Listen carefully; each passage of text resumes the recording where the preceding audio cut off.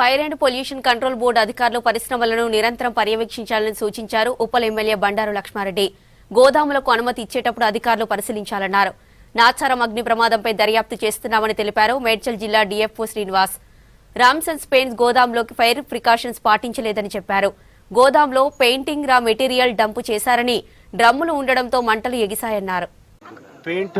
Waste paint సంబంధించిన factory కాల్పడం జరిగింది. అక్కడ మేము వచ్చి చూస్తే అంటే ఎక్కడ కూడా సేఫ్టీ తీసుకోవడం లేదు ఎవ్వరు కూడా. మా రిక్వెస్ట్ ఏంటంటే మీరు ఎవ్రీ ఇయర్ కంపల్సరీ ఫైర్ వాళ్ళు అదేంటి సేఫ్టీ చూసుకోవాలి. వాళ్ళు ఎవ్వరు ఈ ఒక్క ఇండస్ట్రీ కాదు, ఇప్పటికి 2-3 ఇండస్ట్రీలు కాలిపోయినాయి. ఎక్కడ కూడా ఇవాళ వస్తారు, చూస్తారు, ఆ నీళ్లు కొడతారు, వెళ్ళిపోతారు. కాబట్టి దయచేసి మెయిన్ గా సేఫ్టీ ప్రికాషన్స్ తీసుకోవాలి.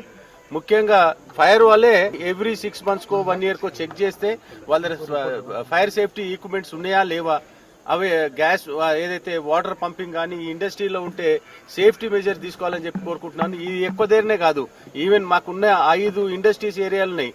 ఉప్పల్ కానీ, నాచారం కానీ, మల్లాపూర్ కానీ, చెర్లపల్లి కానీ, కుషాయిగూడ కానీ, ప్రతి చోట కూడా దయచేసి ఫైర్ వాళ్ళు సేఫ్టీ తీసుకోవాలి. అట్లే పొల్యూషన్ సంబంధించింది కూడా చాలా ప్రాబ్లమ్స్ ఉన్నాయి. మీరు అయితే ఎక్కడ ఎవరు ఉండలేరండి. ఇండస్ట్రీ కెమికల్స్ అంతా వదిలేస్తారు. మొత్తం రెసిడెన్షియల్ ఏరియా ఉన్నది, చాలా కష్టం ఉంది మా అందరికి కూడా. కాబట్టి పొల్యూషన్ బోర్డు వాళ్ళు కూడా మా రిక్వెస్ట్ ఏంటంటే వాళ్ళని కూడా కంట్రోల్ చేసి రెసిడెన్షియల్ ఏరియా పొల్యూషన్ వచ్చేది బంద్ చేయాలని చెప్పి కోరుకుంటున్నాను. ఆచారంలోని రామ్సన్ అండ్ పెయింట్స్ గోడౌన్లో ఇట్లా కెమికల్ గోడౌన్స్లో అగ్ని ప్రమాదం సంభవించినట్టు సమాచారం అందింది. ఇమీడియట్లీ మన మల్కాజ్గిరిలో ఉన్నటువంటి 2 వెహికల్స్, పక్కనే ఉన్న Cherlapalli, Moula Ali and LB Nagar vehicles